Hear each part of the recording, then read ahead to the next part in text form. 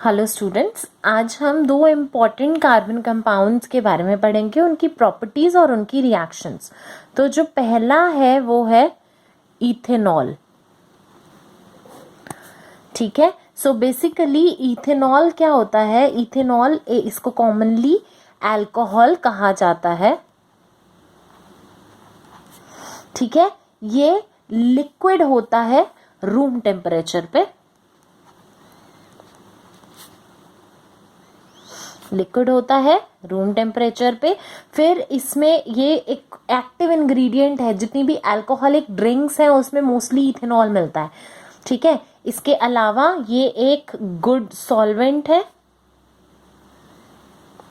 ठीक है, इसको मेडिसिन्स में भी यूज किया जाता है, जैसे कि टिंक्चर आयोडीन कहते हैं जिसको। ठीक है, कफ सिरप्स में, टॉनिक्स में, इसमें यूज किया जाता है इसको। ठीक है, इसके अलावा इथेनॉल की कुछ प्रॉपर्टीज क्या हैं कि ये वाटर में सॉल्युबल होता है हर प्रोपोर्शंस में। So soluble in water in all proportions. ठीक है, फिर consumption of small quantities of dilute ethanol. अगर इसकी कम क्वांटिटीज भी लें तो क्या हो जाता है? ड्रंकननेस हो जाती है। ठीक है, और even though this practice is condemned, it is socially wide spread practice. आपको पता ही होगा आज की डेट में हर कोई अल्कोहल का कंजम्पशन करता है। ऑल्दो इसकी वजह से ड्रंकननेस होती है, सबको इसके साइड इफेक्ट्स भी पता है, फिर भी ये एक सोशल वाइड स्प्रेड प्रैक्टिस हो गया है। However, intake of a small quantity of pure ethanol, मतलब जो अल्कोहल ड्रिंक्स ली जाती हैं, अल्कोहलिक ड्रिंक्स, उसमें प्योर इथेनॉल नहीं डाल सकते, उसमें कुछ परसेंटेज होती है इथेनॉल की। सो अगर इनटेक कर लिया जाए स्मॉल क्वांटिटी का, so it can B lethal. Also, long-term consumption of alcohol leads to many health problems. ठीक है, ये हम सबको पता ही है। अब हम कुछ रिएक्शंस देख लेते हैं इथेनॉल की। ठीक है, सो फर्स्ट रिएक्शन है सोडियम के साथ। क्या होता है कि अल्कोहल सोडियम के साथ रिएक्ट करता है। अल्कोहल क्या है? मैं इथेनॉल लूंगी तो CH3 CH2OH। ठीक है, ये रिएक्ट करता है अल्कोहल के साथ और क्या बनाता है? Sodium ethoxide. क्या बन रहा है?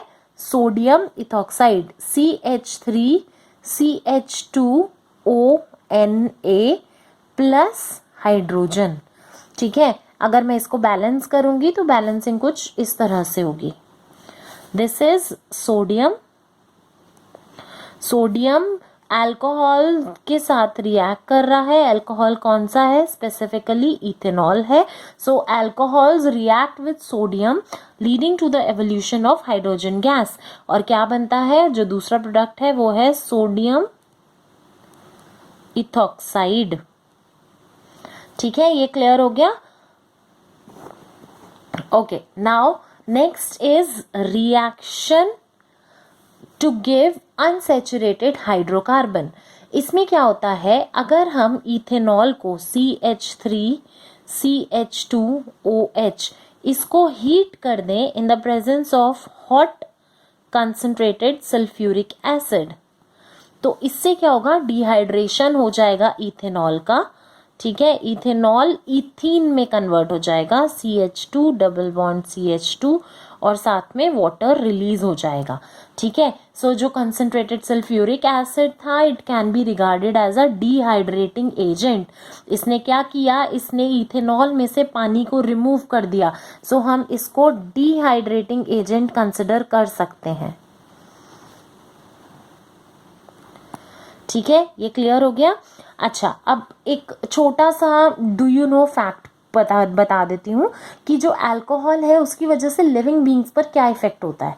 ठीक है, यू मस्ट हैव सीन जब इथेनॉल ज़्यादा क्वांटिटीज़ में कंज्यूम कर दिया जाता है तो उसकी वजह से जो मेटाबॉलिक प्रोसेस है वो स्लो होने लगता है और जो सेंट्रल नर्वस सिस्टम है वो डिप्रेस होने लगता है।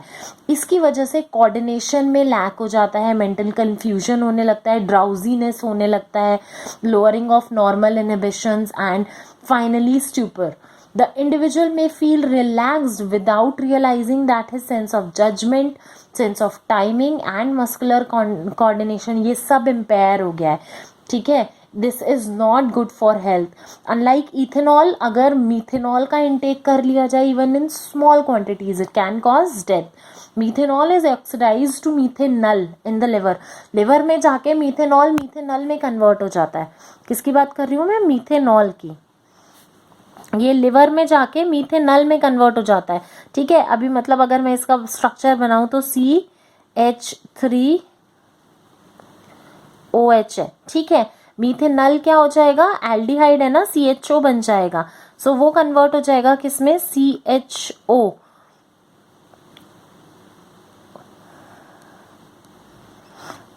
CHO इस कार्बन की वैलेंसीज कितनी रह गई? एक रह गई। सो CH2O।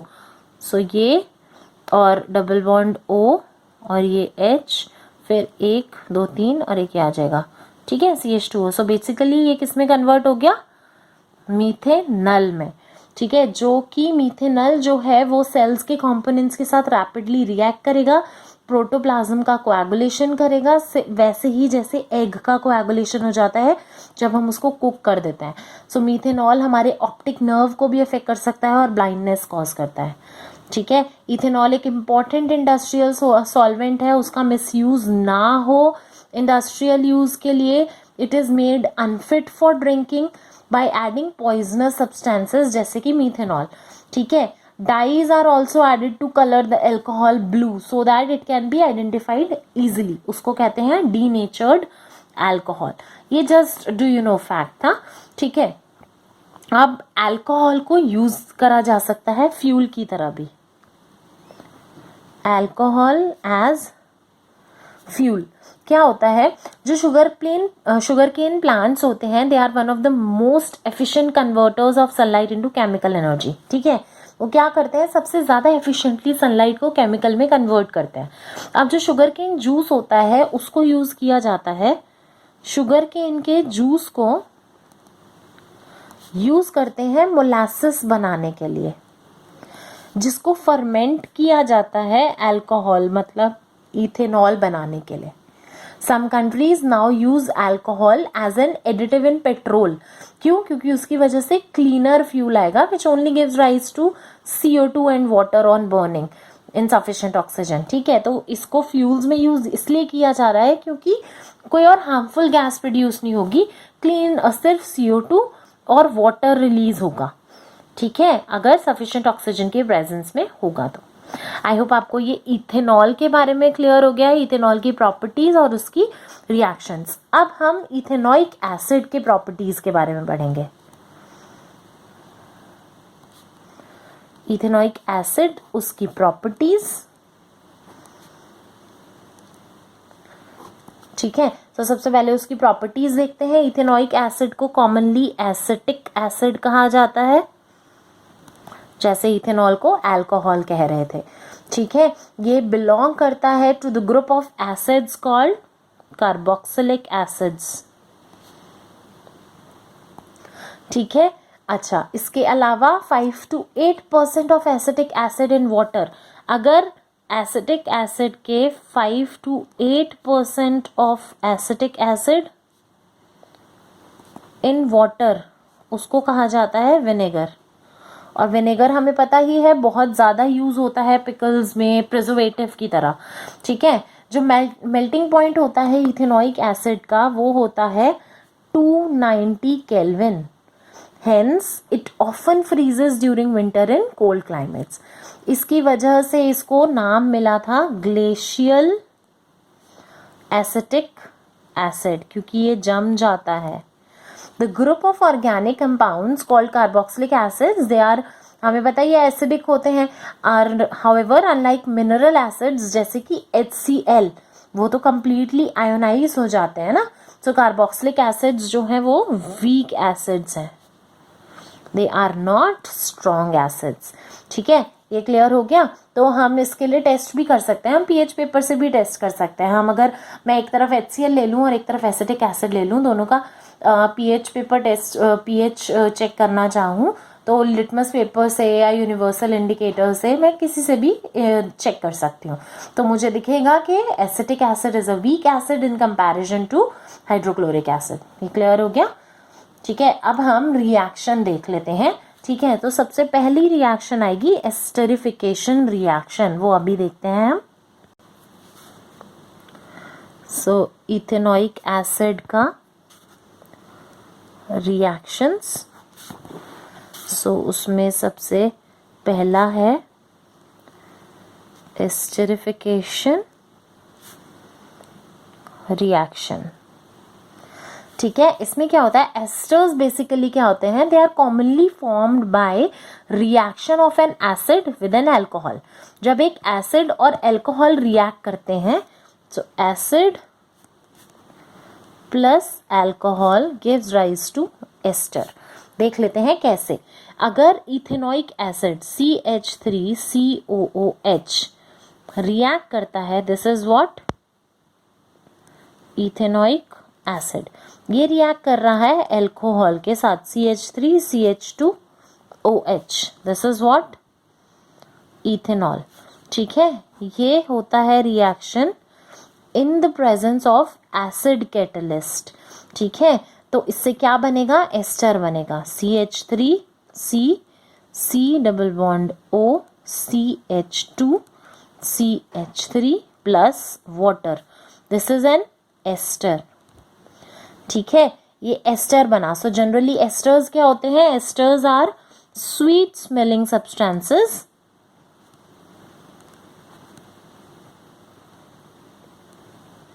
ठीक है, इसको यूज किया जाता है परफ्यूम्स बनाने के लिए और फ्लेवरिंग एजेंट्स के तौर पे। इसको जब सोडियम हाइड्रोक्साइड के साथ रिएक्ट किया जाता है, जो कि एक एल्कली है, एस्टर वापस से अल्कोहल और sodium salt of carboxylic acid में कन्वर्ट हो जाता है। तो हम इसको देख लेते हैं। अगर मैं CH3C double bond O CH2CH3 ester को रिएक्ट कराऊं किससे, सोडियम हाइड्रोक्साइड NaOH, जो कि एक एल्कली है, तो वापस से क्या बन जाएगा, अल्कोहल बन जाएगा। तो मतलब CH3CH2OH प्लस क्या बनेगा, sodium salt of carboxylic acid, मतलब CH3COONA। आप देख सकते हैं कार्बन कितने थे, 1 2 3 4, यहाँ पर भी 1 2 3 4 5, CH3CH2, यहाँ पर थोड़ा सा गलत हो गया था, यहाँ O आएगा, CH3COOC2H5। So same way CH3COOC2H5, तो ये बन गया मेरा CH3CH2OH और CH3COONA। मतलब यहाँ पर अगर मेरा एस्टर को वापस से सोडियम हाइड्रोक्साइड के साथ ट्रीट किया जाता है, जो कि एक एल्कली है, तो ester gets converted to alcohol और सोडियम सॉल्ट बन जाता है कार्बोक्सिलिक एसिड का, sodium salt of carboxylic acid. I hope आपको ये क्लियर हो गया है। इस रिएक्शन को सपोनिफिकेशन रिएक्शन कहा जाता है, saponification reaction, because it is used in the preparation of soaps. Soaps क्या होते हैं, सोप्स आर सोडियम और potassium salts of long chain carboxylic acid. तो अगर मैं आपको बताऊं सोप क्या होते हैं, सोप्स आर सोडियम और potassium salts of long chain carboxylic acid. ये क्लियर हो गया आपको। Now the second reaction is reaction with a base, reaction with a base. इसमें क्या होता है, जैसे मिनरल एसिड्स रिएक्ट करते हैं, इथेनॉइक एसिड रिएक्ट करता है बेस के साथ, जैसे कि सोडियम हाइड्रोक्साइड, और सोडियम इथेनोएट सॉल्ट देता है जिसको कॉमनली सोडियम एसिटेट कहा जाता है, और वाटर। मैं रिएक्शन दिखा देती हूँ। अगर सोडियम हाइड्रोक्साइड के साथ इथेनोइक एसिड रिएक्ट करता है तो it gives sodium salt of carboxylic acid, मतलब सोडियम इथेनोएट, जिसको सोडियम एसिटेट भी कहते हैं, और वाटर। ठीक है, सो ये क्या है, सोडियम इथेनोएट और sodium acetate. Now the next reaction of ethanoic acid is with hydrogen with carbonates and hydrogen carbonates. ठीक है, सो ये इसके साथ रिएक्ट करता है और सॉल्ट, कार्बन डाइऑक्साइड और वाटर देता है। सॉल्ट कॉमनली जो है उसको सोडियम एसिटेट ही कहते हैं।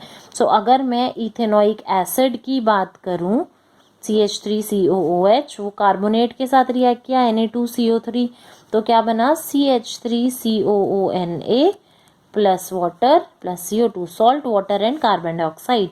ठीक है, सो अगर मैं इसको बैलेंस करूंगी तो ये कुछ इस तरह से होगा। ठीक है, ये बन गया सोडियम एसिटेट। सिमिलरली अगर एक सिंगल को लूं और सोडियम हाइड्रोजन कार्बोनेट के साथ रिएक्ट कराऊं तो भी मेरा सॉल्ट बनेगा, सोडियम एसिटेट, वाटर बनेगा और कार्बन डाइऑक्साइड रिलीज होगी। सो ये बेसिकली रिएक्शंस हैं इथेनॉइक एसिड की। आई होप आपको क्लियर हो गया है अबाउट इथेनॉल और इथेनॉइक एसिड का प्रॉपर्टीज और उनकी रिएक्शंस। अगर आपको इनमें कोई भी इशू है आप प्लीज कमेंट बॉक्स में डालिए, we will try to resolve it. Thank you.